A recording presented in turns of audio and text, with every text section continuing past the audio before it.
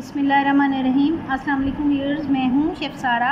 आज मैं आपके लिए चॉकलेट बिस्किट बना रही हूँ, जो कि चॉकलेट टार्ट भी इसको कह सकते हैं। तो इसके लिए मक्खन मैंने 3 to 4 टेबलस्पून मैंने हल्का सा मेल्ट कर लिया है, और 5 से 6 मैरी बिस्किट के जो पैक थे वो मैंने ग्राइंड कर लिए अच्छे तरीके से। इनको मैंने पाउडर की फॉर्म में बना लिया है। 2 से 3 टेबलस्पून जो है इसमें वनीला एसेंस, 2 से 3 कतरे वनीला एसेंस के जाएंगे। तो इसको अच्छे तरीके से हम मिक्स करेंगे, हाथ से बल्कि मिक्स करेंगे, क्योंकि ये वैसे मिक्स नहीं होना। अच्छी तरह मिक्स करके इसके छोटे छोटे फिलर बनाएंगे, फिर इसके अंदर चॉकलेट के साथ इसको फिल करेंगे। तो इस तरह से आपने इसमें मक्खन को मेल्ट कर लेना है जी।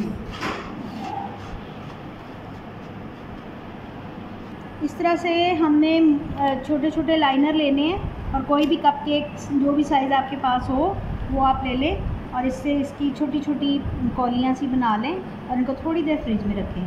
फिर उसके बाद इसमें हम चॉकलेट की फिलिंग करेंगे जी। इस तरह से आपने इनको ठंडा कर लेना है, और फिर इसमें आपने किसी भी नोज़ल से चॉकलेट भरते जाना है।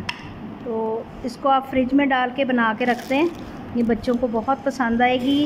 उम्मीद है कि ये रेसिपी आपको बहुत अच्छी लगेगी। इसको मैं प्लेट में डाल के आपको डिश आउट करके दिखाती हूँ। इस पर थोड़े से आप बच्चों के लिए डिज़ाइनिंग के लिए भी कुछ डाल सकते हैं, तो मैं सब पे नहीं डालूँगी, थोड़ा सा मैं आपको डाल के दिखाती हूँ जी।